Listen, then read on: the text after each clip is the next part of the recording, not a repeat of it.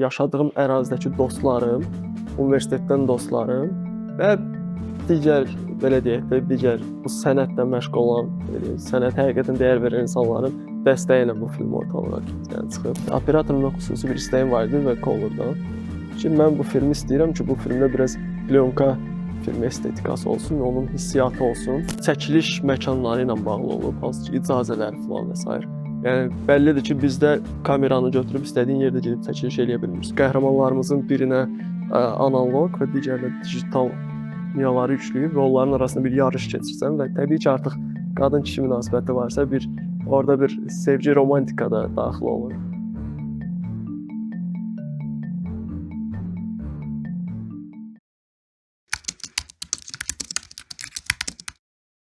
Filmin həm müəllifiyəm, həm rejissoruyam, yəni ssenaristi özüməm. İdeya məsələsi hardan yaranıb? Bu əslində biraz mənim həm keçmişimə yönəlir, yəni uşaqlıqdan. Mən özəlliklə uşaqlıqdan bəri köhnə cihazlar, analoq cihazlarla işləməyi çox sevirəm. Yəni nəsə buna inanıram ki, onlarda bir ruh var, o cihazların içində bir ruh var. Yəni insana məxsus olan bir hisslər, ruhlar var.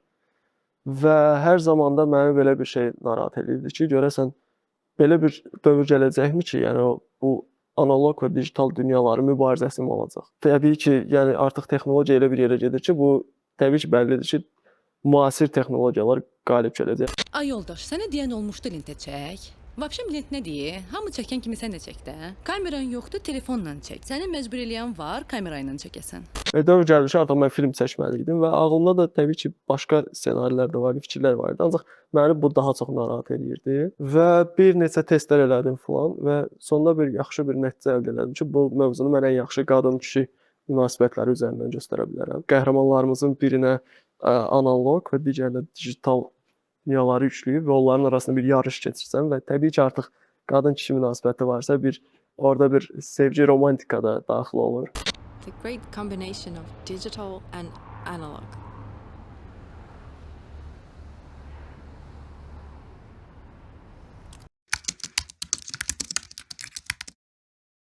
Film hər tamaşasında fərqli bir mesaj anlayışı yarada bilər. Çünki mən ona fikir vermişəm ki, iki tamaşaçıdır, baxır filmə. Mən hələ filmlə bağlı heç bir fikir bildirməmişəm. Yəni filmin məqsədi, ideyası nə idi? İki tamaşaçı baxır filmə və hərəsi də tamamilə fərqli-fərqli yozumlar verir, fərqli-fərqli fikirlər bildirir. Və maraqlı olan tərəfi o, bilirsiniz nədir? Filmin həm müəllif, rejissor olaraq özünsən, amma sənin belə bəzən ağlına gəlməyəcək bir nəticə tapır burada tamaşaçı. Və açığı mən bu şeylərdən sonra inanıram ki, yəni tamaşaçı o filmə baxır və ondan nəsə bir müsbət bir nəticə götürürsə, artıq o filmin elə ideyası, problemi elə o tamaşaçının ağlına gələn məsələdir. Səncə az yaşayıb daha doya-doya yaşamaq, yoxsa az yaşayıb yarım yamalaq yaşamaq?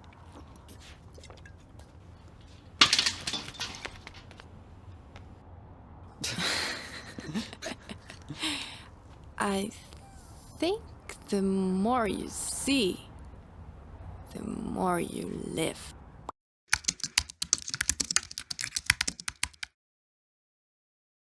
Mənim belə deyək, yaşadığım ərazidəki dostlarım, universitetdən dostlarım və digər, belə deyək də, digər bu sənətlə məşğul olan, sənətə həqiqətən dəyər verən insanların dəstəyi ilə bu film ortalığa çıxıb və heç bir maddi tərəfdən o insanlar bir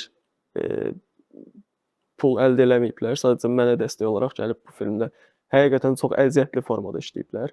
Filmdəki yaradıcı heyətlə bağlı desək, belə deyək, filmin demək olar ki, hər mərhələsində həm də bu filmin quruluşçu operatoru olan Toğrul Qəhrəmanlı həmişə mənim yanımda olub.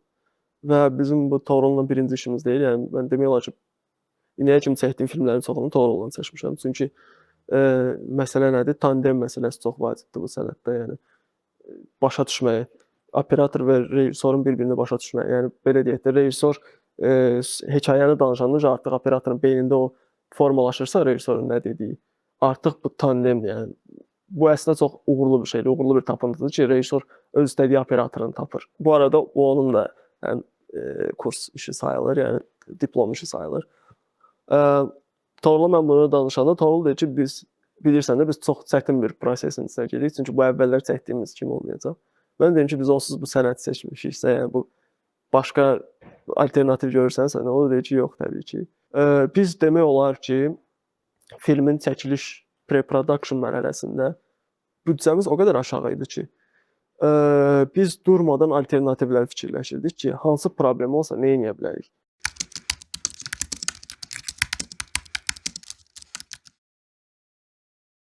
Açığın deyim, məndəki problem set problemi deyildi. Çünki mən onsuz heç universitetdən qabaq da bir çox filmlərdə və çəkilişlərdə, plaşatkada olduğuma görə mənim bir qabaqcadan ruslar demiş optum var idi yəni.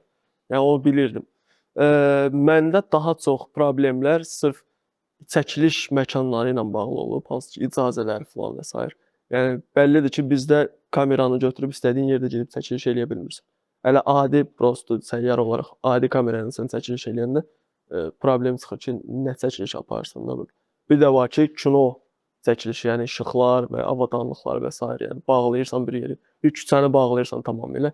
Artıq burada təbii ki, icazə məsələləri çox vacibdir və bir tələbə olaraq da sənin bunu eləməyin bir xeyli yəni əziyyət tələb eləyir.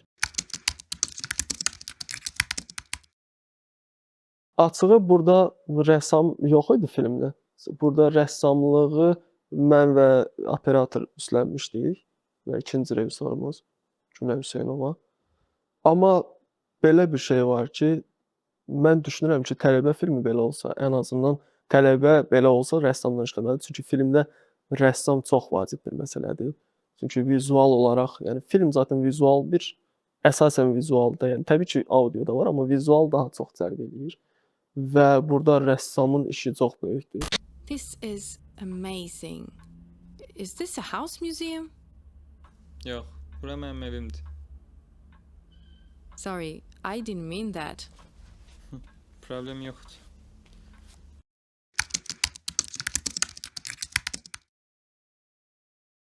Mən misal üçün bu filmdə operatorumdan xüsusi bir istəyim var idi və Color'da ki, mən bu filmi istəyirəm ki, bu filmdə biraz plyonka filmi estetikası olsun, onun hissiyatı olsun və biz demək olar ki, bir xeyli müddət bunu araşdırdıq ki, biz digital kamera ilə necə bu hissiyatı verə bilərik. Bir çox belə deyək, araşdırmalar elədik, texniki üsullar yoxladıq ki, bu hissiyatı əldə edə bilək. Bilmirəm, indi yetərincə əldə eləmişik yoxsa yox, ancaq məni şəxsən rejissor olaraq bu məni qane edir. Mən hiss edirəm onu. Köhnə cihazlara marağım var. Ona görə ki, onlarla işləyəndə daha çox həzz alıram.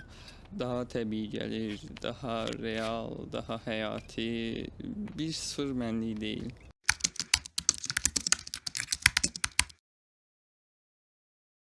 Bir-iki yerdə misal üçün dəyişiklik eləmişəm ki, risk atmamaq üçün. Yenə deyirəm, bəlkə də heç tam filmi göstərsəydin bir problem olmaz, amma yenə deyirəm, yəni risk atmamaq üçün belə bir şeylər eləmişəm. Yəni bu da var ki, yəni o demək deyil, yəni həqiqətən orada var, yəni demirəm, yəni hər şey superdir, əladır, belə də deyil. Bəzi yəni şəxsləri var ki, yəni mənasızdır yəni o adamın orada olmağı. Yox, siz istədiyiniz almayacaq axı məndə. Ben niye ağlamıyorum? Yo, mən toy... Kardeşim ben bilmiyorum sen neyle çeksen, ne de çeksen. Instagram'da yazmamsan fotoğrafçıya. Ama gerçekten ha. Yazmışam fotoqrafam, amma mən street art fotoqrafam. Belə şeylər çəkmirəm, toy çəkmirəm. Bilmiyorum kardeş ama sen tərifleyip deyirlər keşet çekeceksin. Sen bu tuğu çekmelisin.